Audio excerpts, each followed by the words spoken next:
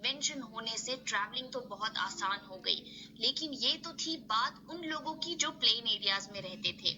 वहीं coastal area में रहने वाले लोग, नदी के किनारे रहने वाले लोग भी धीरे धीरे अपनी बोट्स में डेवलपमेंट कर रहे थे। अलग अलग तरह की बोट्स जो है वो बनाना शुरू कर रहे थे। उन्होंने देखा कि उनकी बोट्स काफी धीरे चलती हैं, लेकिन वहीं फिश जो है, जो वाटर में रहती है, वो काफी तेज स्विम करती है। तो उन्हें ये रियलाइज हुआ कि अगर वो अपनी बोट की शेप को, पहले हमने देखा था वो ऐसे फ्लैट शेप बोट बना रहे थे, लेकिन उन्होंने रियलाइज किया कि अगर वो अपनी बोट की शेप को इस तरह से बना देंगे जैसे फिश की शेप होती है, तो शायद उनकी बोट्स फास्टर ट्रैवल करने लगेंगी। तो इसीलिए उन्होंने बनानी शुरू की ये स्ट्रीमलाइन शेप बोट्स, इस तरह की बोट्स, और उनकी ट्रैवलिंग जो है वो फास्ट हो गई।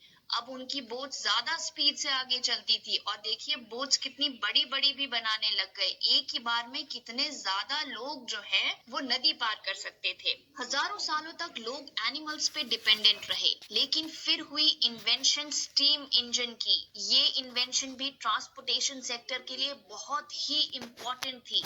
इससे पहले सिर्फ एनिमल्स जो है वो कार्ट्स को खींचा करते थे, जिसमें लोग बैठकर एक जगह से दूसरी जगह तक जाते थे। लेकिन स्टीम इंजन की इन्वेंशन से काम बहुत आसान हो गया। अब आज आपकी कार्स, बाइक, स्कूटर ये कैसे चलती हैं? फ्यूल से चलती हैं, राइट? आपका इंजन कैसे चलता है? फ्यूल की मदद से, पेट्रोल, डीजल, इन सब से। अब उस टाइम ये सब तो था नहीं, तो लोगों ने धीरे धीरे रियलाइज किया कि स्टीम की मदद से वो इंजन को चला सकते हैं।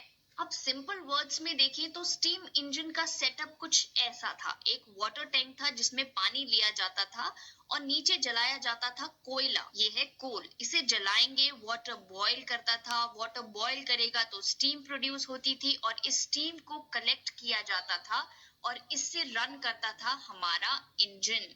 अब स्टीम इंजन की डिस्कवरी के बाद स्टीम इंजन से चलने वाली ट्रेन बनी। देखिए कैसे धीरे धीरे ट्रांसपोर्टेशन सिस्टम डेवलप होता जा रहा है। ट्रांसपोर्टेशन की दुनिया में एक और मेजर इन्वेंशन हुई। 1903 में राइट ब्रदर्स ने इन्वेंट किया पहला एरोप्लेन। देखिए पहले एरोप्लेन का डिजाइन कितना डिफरेंट था। जो एरोप्लेन्स आज आप देखते हैं वो टाइम के साथ डेवलप हुआ है, राइट? अब इसी तरह से स्टीम से चलने वाले बाकी ऑटोमोबाइल्स भी बनने लगे, कार्स बनने लगी, बसेस बनने लगी। तो ये तो थी ट्रांसपोर्टेशन सिस्टम की बात पुराने दिनों में। धीरे धीरे टेक्नोलॉजी और बढ़ती गई, और एडवांस होती गई, और मॉडर्न मेथड्स ऑफ ट्रांसपोर्टेशन बने।